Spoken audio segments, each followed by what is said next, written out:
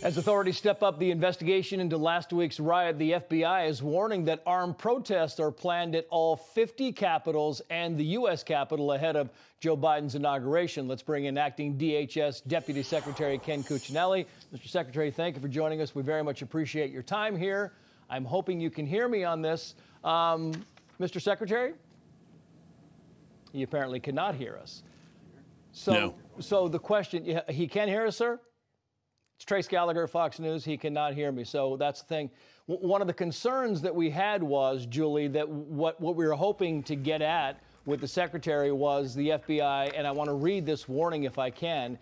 The FBI put out the bulletin that said the following, quoting here, armed protests are being planned in all 50 state capitals from 16 January through at least 20 January, and at the U.S. Capitol from 17 January through 20 January. Of course, that goes through the inauguration. And Mr. Secretary Cuccinelli, I'm not sure if you heard that, just reading the FBI warning on this, talking about all 50 states. What do you make of that? How concerned are you, and how good do you think the FBI intelligence is on this, sir?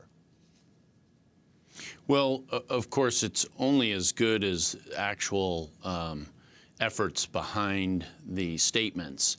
There's a lot of statements out there, and while we need to take them seriously, at the same time, it would be an incredible unlikelihood to see what is described in those threats actually take place. That doesn't mean there won't be issues at some state capitals, and we'll be talking to our State Fusion Center partners over the next coming days at the Department of Homeland Security to connect up with them and make sure they know what resources we have available to support them, and also to make sure, as best we can, that they're taking these things seriously, so that we don't have something like happened at the Capitol where the threat was just not appreciated unfold in some state capital.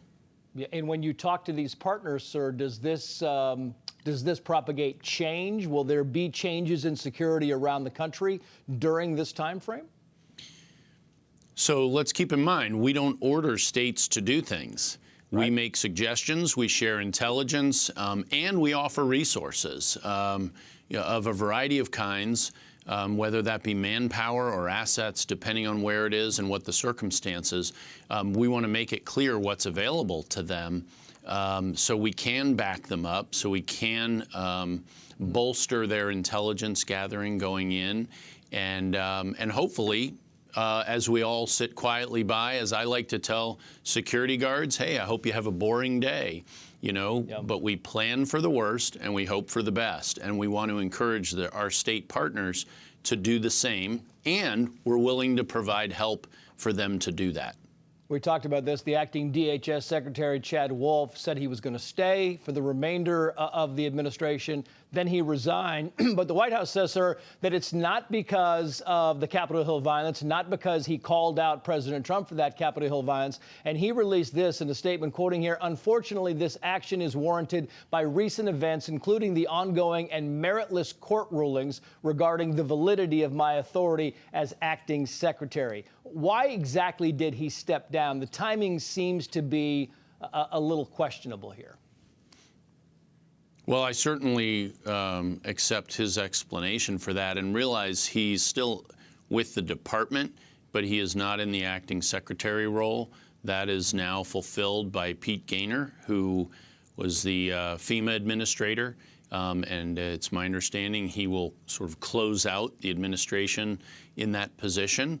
I've been working with Administrator Gaynor, now Secretary Gaynor, for quite some time, and he knows the department well and is well prepared to lead the department. Ken Cuccinelli, thank you, sir, for joining us. We appreciate it. Good to be with you.